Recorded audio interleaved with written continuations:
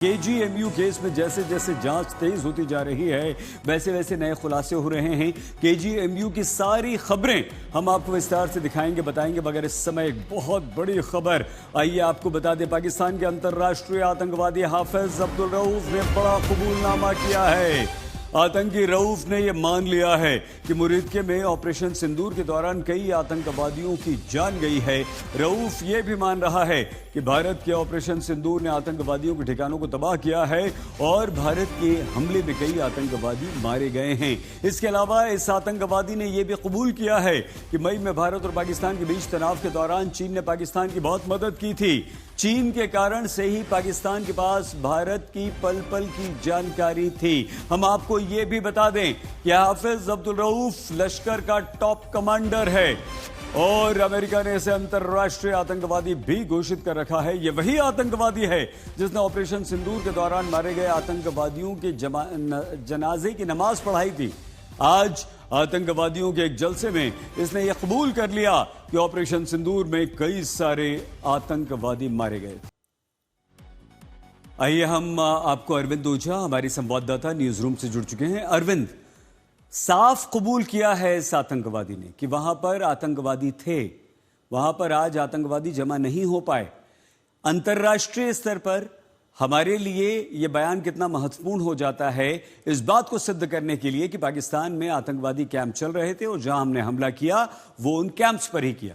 Arvind, Saeed, operation सिंदूर की सफलता पर यह सबसे बड़ा कबूलनामा हम कह सकते हैं, क्योंकि जो हाफिज अब्दुल रऊफ है ये उसी मुरीदके का केयर टेकर था जहां ऑपरेशन सिंदूर के दौरान जो लश्कर का हेडक्वार्टर था मुरीदके उसको ध्वस्त किया गया था और इसने खुद कबूल किया कि वो बहुत बड़ा हमला था जिसमें जो मुरीदके का हेडक्वार्टर था वो पूरी तरह से ध्वस्त हो गया था। अब ये अहम कबूलनामा इसलिए भी है क्योंकि हाफिज अब्दुल रऊफ ऑपरेशन सिंदूर के बाद बहुत ज्यादा सुर्खियों में इसलिए भी था क्योंकि जो आतंकी मारे गए थे उसके लिए नमाज जनाजा यही पढ़ रहा था और पीछे पाक आर्मी के कई अधिकारी मौजूद थे। और पहली बार लश्कर के सबसे टॉप कमांडर ने हाफिज सईद के बाद जिसकी गिनती होती है जो मुरीदके का केयर टेकर था उसने ये बताया है, कबूल किया है कि बहुत बड़ा अटैक था जिसमें कई लोग मारे गए थे और कहीं ना कहीं ये ऑपरेशन सिंदूर की जो सफलता थी उस पर मुहर लगाता। और जाहिर सी बात है ये जो बयान है आने वाले दिनों में जो भारतीय एजेंसियां हैं उसका इस्तेमाल भी करेंगी।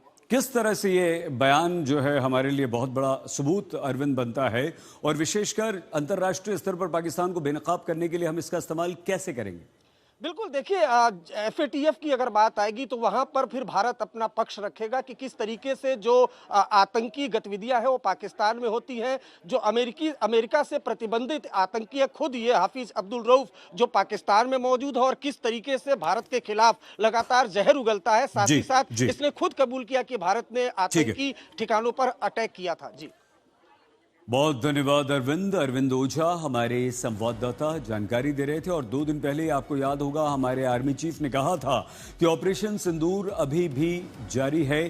उपेंद्र द्विवेदी आर्मी चीफ का यह बयान हम आपको सुनवाते हैं। As you may be aware, Operation Sindoor remains ongoing. Any future misadventure will be resolutely responded to. Here I must acknowledge the proactive role of all stakeholders at the national level, including CAPFs, int-agencies, civic bodies, state administration and other ministries, whether it's MHA, MAITI, railways and many more. Operation Sindoor was the best example of tri-service synergy under clear-cut political directive and full freedom to act or respond.